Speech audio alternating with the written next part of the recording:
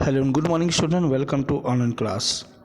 बेटे सामाजिक विज्ञान में हम लोग सिविक्स का अर्थात नागरिक शास्त्र का सेकंड चैप्टर देख रहे हैं आज। ठीक है, हमारा संविधान। ठीक है, तो देखिए हमारा संविधान।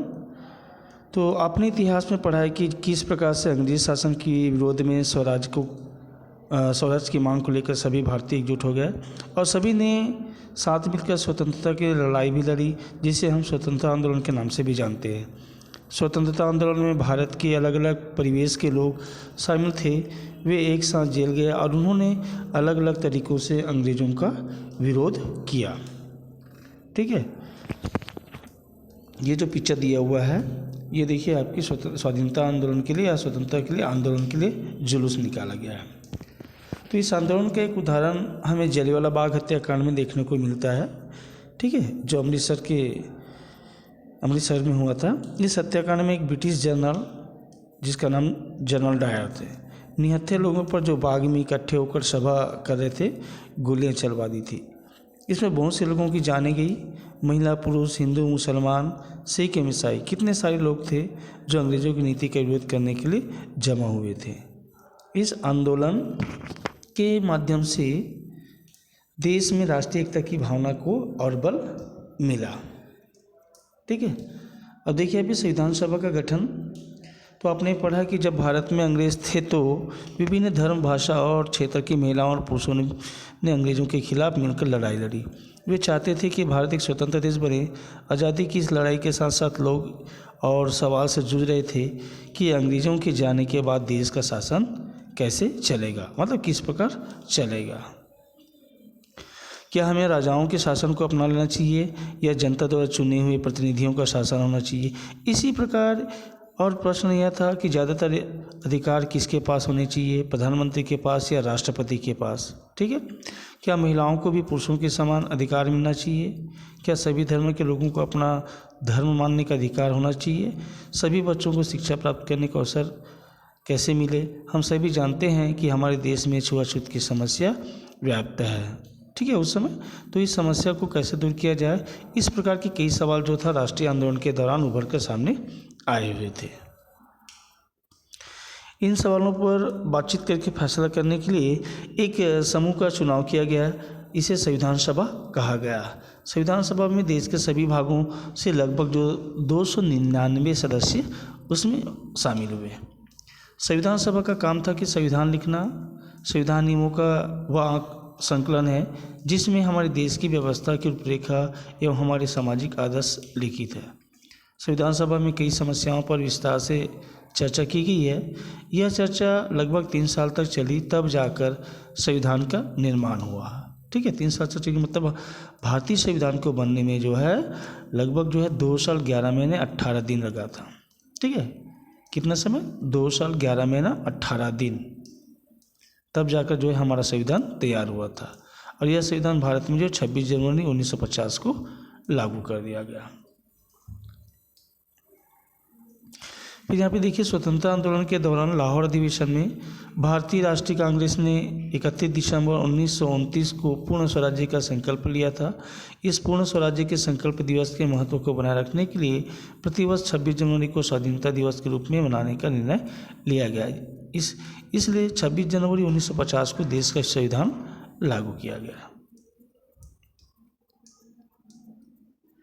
फिर सेकेंड नंबर संविधान में कहा गया कि संविधान लागू होने के प्रारंभ से 10 वर्ष के भीतर 14 वर्ष तक के सभी बच्चों को निःशुल्क और अनिवार्य शिक्षा देने का प्रयास किया जाए।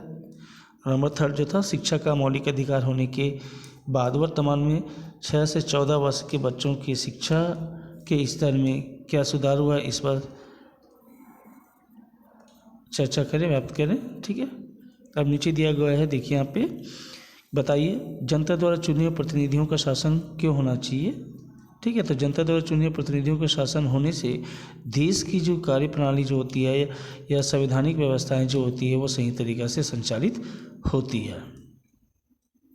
दूसरा, महिला पुरुषों को समान अधिकार क्यों मिलना चाहिए, कि महिलाओं को भी पुरुषों के समान अधिकार मिलना चाहिए। इसमें सबसे महत्वपूर्ण बात यह है कि महिलाएं भी जो होती है देश की शासन व्यवस्था संचालित करने में महत्वपूर्ण भूमिका निभाती है। वो भी देश के एक महत्वपूर्ण अंग होते हैं। ठीक है, इसलिए महिलाओं को भी पुरुषों के समान अधिकार मिलना चाहिए। 26 जनवरी को ही गणतंत्र दिवस क्यों मनाते हैं? तो 26 जनवरी को गणतंत्र दिवस इससे मनाया जाता है क्योंकि 26 जनवरी 1950 को हमारे देश में संविधान लागू किया गया था। तो उनकी याद में जो है हम लोग 26 जनवरी को गणतंत्र दिवस के रूप में मनाते हैं। ये हमारी संविधान की उद्देशिका है, ठीक है। ये उद्देश्य देखिए भारत का संविधान के अंतर्गत हमारे जो संविधान जो है इसके प्रथम पेज में जो है ये वर्णित है, लिखित है। तो देखिए यहाँ पे क्या बोला कि हम भारत के लोग भारत को एक संपूर्ण प्रभुत्व संपन्न समाजवादी पंथनिरपेक्ष लोकतांत्रिक गणराज्य बनाने के लिए तथा उसके समस्त नागरिकों को सामाजिक, आर्थिक और राजनीतिक न्याय, विचार, अभिव्यक्ति, विश्वास, धर्म और उपासना की स्वतंत्रता, प्रतिष्ठा और अवसर की क्षमता प्राप्त करने के लिए तथा उन सब में व्यक्ति की गरिमा और राष्ट्र की एकता और एक अखंडता सुनिश्चित करने वाली बंधुता बढ़ाने के लिए दृढ़ संकल्प होकर अपनी इस संविधान सभा में आज तारीख 26 नवंबर 1949 ईस्वी मिति मार्ग से शुक्ल सप्तमी संवत 2006 विक्रमी को एतद द्वारा संविधान को अंगीकृत, अधिनियमित और आत्मर्पित करते हैं। ठीक है, 26 नवंबर 1949 को हमारा देश इसमें कानून संविधान बन गया था, लेकिन इसको लागू कब किया गया था? 26 जनवरी 1950 को। अब संविधान की उद्देशिका को पढ़िए और शिक्षा की सहायता से समझने का भी प्रयास करें। तो देखिए यहाँ पे क्या है कि सबसे पहले जो होते हैं कि संपूर्ण प्रभुत्व संपन्न, यानी कि सभी तरह की जो अधिकार जो है वो सभी लोगों को समान रूप से प्राप्त हो। समाजवादी मतलब यहाँ पे क्या है कि सभी समाज के लोगों को जो होता है समान धर्म या समान जाति के अंतर्गत जो है सबको समान अधिकार प्राप्त हो। पंथ निरपेक्षता, यानी कि देश में जो होता है किसी प्रकार की धर्म विशेष के भाग नहीं होना चाहिए, सभी धर्मों को समान अधिकार मिलना चाहिए। लोकतंत्रात्मक गणराज्य का मतलब होता है जहाँ पर जनता का शासन हो, ठीक है, ऐसा राज्य की निर्माण होना चाहिए। अब अगला जो यहाँ पे दिया हुआ है, संविधान की आवश्यकता क्यों है? तो देखिए यहाँ पे संविधान की आवश्यकता इसलिए है कि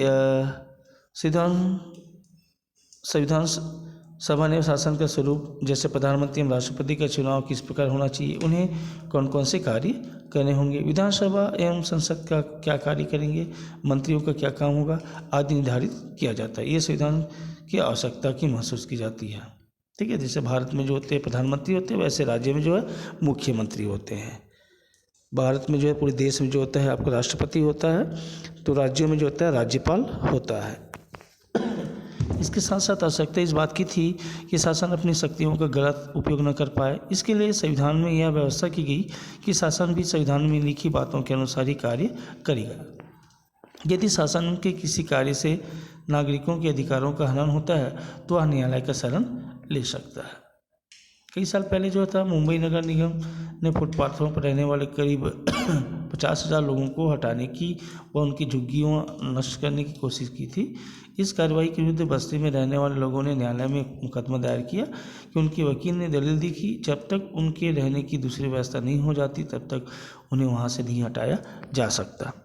यह उनके किसी भी स्थान में रहने की स्वतंत्रता के मूल अधिकारों का हनन है।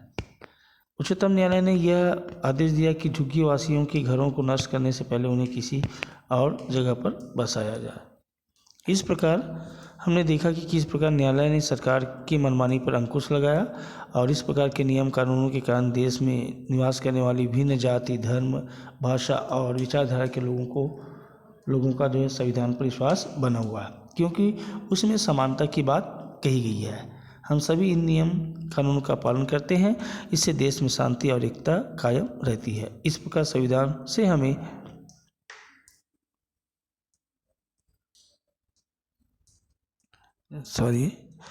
अपनी बुक को देखते जाएंगे, ठीक है। इस प्रकार संविधान से हमें यह बेहतर समाज बनाने की एक प्रेरणा मिलती है, ठीक है। तो इस प्रकार से बेटा आपका ये हमारा संविधान नामक जो चैप्टर जो है वो कंप्लीट होता है। कल इसके आंसर क्वेश्चन के पीडीएफ देखेंगे। Okay, that's all, good day.